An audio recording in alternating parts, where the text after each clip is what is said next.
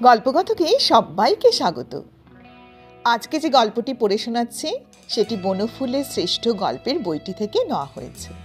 গল্পের নাম মুহূর্তের মহিমা। দেখা যাক এইবার কি করে। আয়নার সামনে দাঁড়িয়ে গুরগান খাঁ হাতের গুলি পাকাতে লাগলেন। আসল নাম অবশ্য গুরগান খাঁ নয়, আসল নাম কালীকান্ত, কিন্তু গুরগান খাঁ নামেই প্রসিদ্ধ। কারণ তিনি অনেকদিন আগে চন্দ্রশেখরে গুরগান খাঁর চরিত্র অভিনয় করে অনেক নরনারীর হৃদস্পন্দন দ্রুততর করেছিলেন। বর্তমানে গুরগান খাঁর বয়স 25-এর কিছু ওপরে হবে। মুখে ছুচালো ফ্রেঞ্চ কাট দাড়ি, তার উপযুক্ত গোঁফ রং বাদামি, চোখ তীক্ষ্ণ, বুক ভর্তি চুল। এটা কিন্তু নিতান্তই বাইরের পরিচয়। আসল পরিচয় গুরগান শাঁসালো শক্তিমান শিক্ষিত জমিদার, অপত্নীক মাংসাশী। শ্রীমতী নামে একটি যুবতীর প্রতি গুরগান আকৃষ্ট হয়েছেন। শ্রীমতীর প্রেম কিন্তু অন্যদিকে, মানে শ্রীমতী অন্য একটি রোগা গোছের ছোকরাকে পছন্দ করে। গুরগানের পক্ষে এটা অসহ্য হয়ে উঠেছে। সে থাকতে ওই পিলে রোগা ছেলেটা, ঘৃণায় তার সর্বাঙ্গের পেশি আকুঞ্চিত হয়ে উঠত। এক চড় মারলে তার মুন্ডুটা যে কোথায় উড়ে যাবে তার ঠিক নেই। কিন্তু মুন্ডু ওড়াবার চেষ্টা গুরগান করেনি, বরং ভদ্রভাবে নানা প্রকার চেষ্টা তিনি করেছেন। অর্থাৎ ভাঙা মোটা গলায় রবীন্দ্রসঙ্গীত সেধেছেন, জমিদারি নাগরা পড়েছেন, স্নো ঘষেছেন, জুলফি পর্যন্ত রেখেছেন। কিন্তু অবিচলিতা শ্রীমতীর দৃষ্টি রোগা ছোকরাটার উপরেই নিবদ্ধ। গুরগান আগুন হয়ে উঠেছেন। আজ বিকেলে শ্রীমতী এসেছিল, অনেকক্ষণ ছিল, কিন্তু সে থাকা না থাকারই সমান। গুরগান বেশ বুঝেছিলেন তার মন পড়ে আছে সেই রোগাটার কাছে। গুরগান ডাকিয়েছেন বলে সে এসেছে। প্রকাশ্যভাবে গুরগানের অবাধ্যতা করা এই গ্রামে মুশকিল। হঠাৎ গুরগান ক্ষেপে উঠলেন। হঠাৎ তিনি টেবিলের ড্রয়ার থেকে একটা রিভলভার বের করে গোবিন্দলালী ভঙ্গিতে চিৎকার করে বলতে লাগলেন, শ্রীমতীকে আমার চাই, আজই চাই, এখনই চাই, তা না হলে। এই রিভলভার তার খুন চেপে গিয়েছিল। শ্রীমতী হাসি হাসি চোখে গুরগানের দিকে চেয়ে রইলেন। তারপর সে ধীরে ধীরে বলল, অত চেঁচাবেন না, আমি আপনাকে দু একটা কথা জিজ্ঞেস করতে চাই। আমাকে যদি না পান কি করবেন আপনি? ভীম গর্জনে গুরগান বলল, তিনুকে খুন করব। তিনু মানে সেই রোগা ছেলেটি। শ্রীমতী বলল, আচ্ছা, তাহলে আমাকে ভাবার একটু সময় দিন। একা ভেবে দেখতে চাই। আপনি একটু ও ঘরে যান, যাবার সময় দরজাটা ভেজিয়ে দিয়ে যান।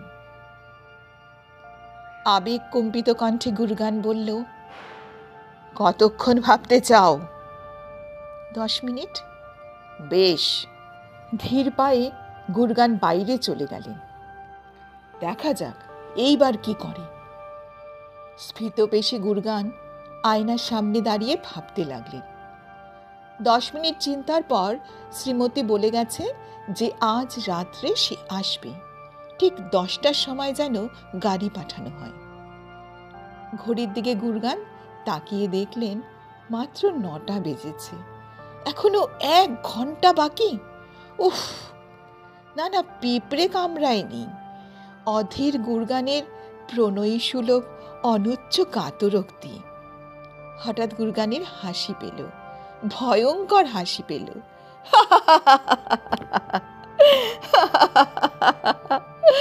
রোগাটার কি দশা হবে! আহা বেচারি, বেচারি! দারুণ রাগে গুরগানের দাঁতগুলো কড়মড় করে উঠল। স্পর্ধারও একটা সীমা থাকা উচিত ছিল বাঁদরটার। আবার আয়নায় গুরগান নিজের পেশি বহুল দেহটার দিকে চেয়ে রইলেন, মুখে স্মিত হাসি। 10টা বেজে গেছে, গাড়িও চলে গেছে। ফর্সা রুমালটাতে পারফিউম ঢালতে ঢালতে গুরগান অধীর আগ্রহে অপেক্ষা করছিলেন। মনের অবস্থা উপমা দিলে বলতে হয় যেন কেতলিতে জল ফুটছে। হঠাৎ গলির মোড়ে গাড়ির শব্দ হলো। দুটো ঘোড়ার 8টা খুর যেন তার বুকের ওপর দিয়ে তাণ্ডব নৃত্য করতে করতে এগিয়ে আসছে।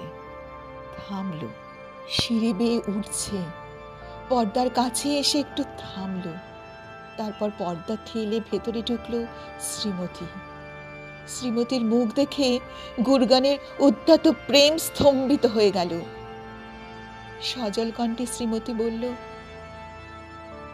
আপনার কথার উপর নির্ভর করে এলাম। কি কথা? তিনুকে আপনি কিছু বলবেন না? বলবেন না তো? না। দুজনে মুখোমুখি হয়ে কিছুক্ষণ দাঁড়িয়ে রইলেন। কয়েক মুহূর্ত, কয়েকটা অতি তীব্র মুহূর্ত। সেই কয় মুহূর্তে কি ঘটল জানি না। হঠাৎ স্তব্ধতা ভঙ্গ করে গুরগান বললেন, আচ্ছা তুমি যাও। শ্রীমতী বিস্মিত হয়ে রইল, তারপর চলে গেল। চলে যাওয়ার সঙ্গে সঙ্গে গুরগানের মনে হলো, এ কি করলাম, হাতে পেয়ে ছেড়ে দিলাম। তার কণ্ঠ দিয়ে এ কথা বেরিয়ে এলো, কি আশ্চর্য। অবাক হয়ে তিনি ঘোড়ার খুরের বিলীয়মান শব্দটা কান খাড়া করে শুনতে লাগলেন। মুহূর্তের মহিমা গল্পটা এখানেই শেষ হলো। কেমন লাগলো আমার গল্প পাঠ? যদি ভালো লেগে থাকে তাহলে লাইক করবেন এবং বন্ধুদের সঙ্গে শেয়ার করবেন। আমার চ্যানেলটি যদি এখনো সাবস্ক্রাইব না করে থাকেন তাহলে প্লিজ সাবস্ক্রাইব করবেন। আবার ফিরে আসবো আমি পরবর্তী একটি গল্প নিয়ে, তাই সঙ্গে থাকার অনুরোধ রইল।